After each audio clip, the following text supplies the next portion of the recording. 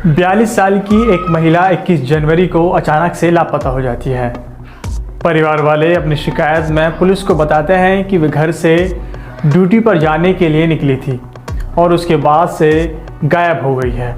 जिसके बाद जब पुलिस छानबीन करती है और जो कुछ पुलिस को पता चलता है तो पुलिस भी हैरान हो जाती है, सोचने पर मजबूर हो जाती है, क्या कोई शख्स ऐसा भी कर सकता है।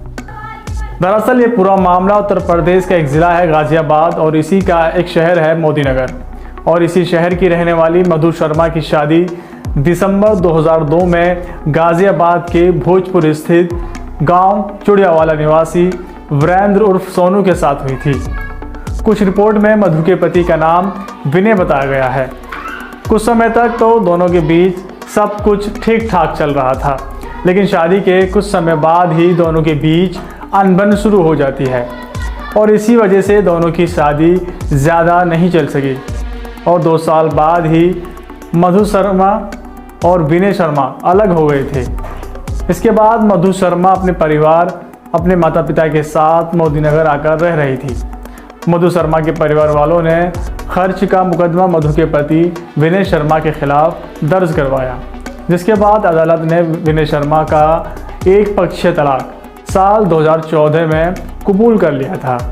इस मुकदमे में पिछले साल सितंबर 2024 में कोर्ट फैसला सुनाता है और कोर्ट अपने फैसले में कहता है कि मधु के पति को मधु को हर महीने 6,000 रुपये और पिछले बीते सालों को मिलाकर करीब 5 लाख रुपए देने होंगे।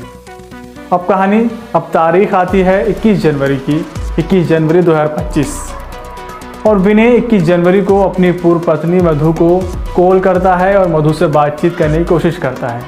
बातचीत करके मधु को उत्तराखंड के हरिद्वार के चंडी मंदिर में दर्शन कराने की बात कहता है और मधु को विनय राजी भी कर लेता है और दोनों दर्शन के लिए चले जाते हैं। लेकिन इन दोनों के बीच बातचीत की जानकारी मधु के परिवार को नहीं होती।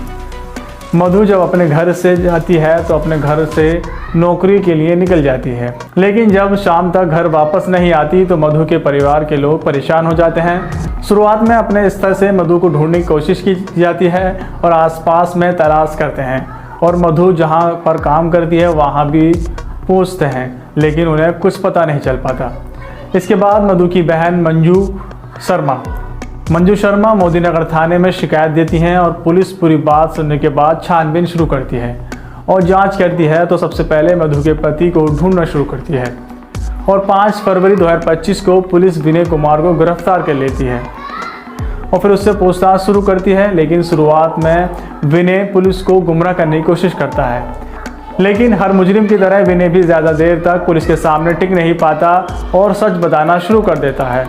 वो शादी से लेकर अब तक की पूरी जानकारी, पूरी कहानी पुलिस को बताता है और विनय कोर्ट के द्वारा जो फैसला सुनाया था कोर्ट ने, वो भी पुलिस को बताता है और पुलिस मधु के बारे में उससे पूछती है तो वह पुलिस को बताता है कि कोर्ट का फैसला आने के बाद उसने अपनी पूर्व पत्नी मंजू के पास कुछ दिन पहले कॉल करके ये कहना शुरू किया था कि तलाक के बाद से उसका मन नहीं लग रहा है। उसने मधु से कहा था कि वह फिर से साथ रहना चाहता है।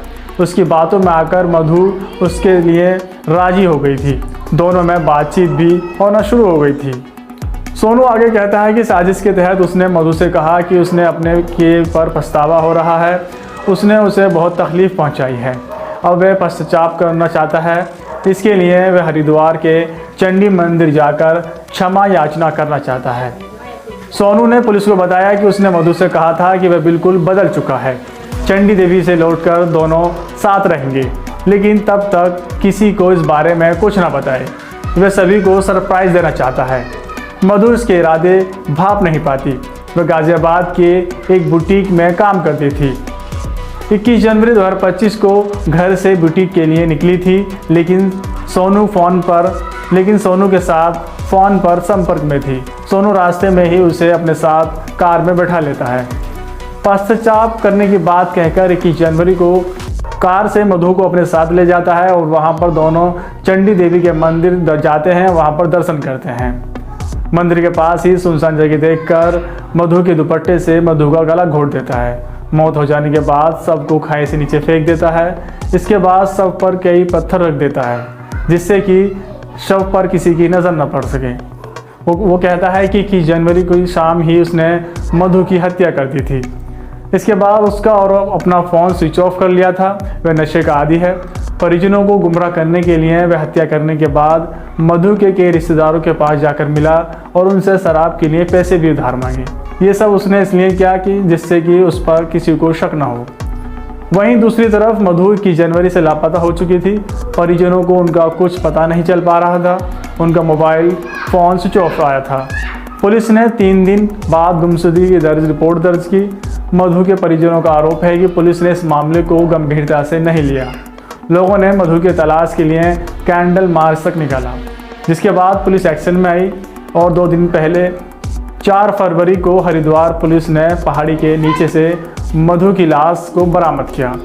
भोजपुर थाना पुलिस से इसकी जानकारी मिलने पर वे लोग हरिद्वार पहुंचे थे और शव की शिनाख्त की थी।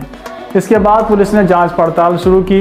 एसीपी का कहना है कि मधु के मोबाइल की कॉल डिटेल निकलवाई गई थी। इसमें उसकी सोनू के साथ बातचीत का पता चला था, यानी कि उसके पति का।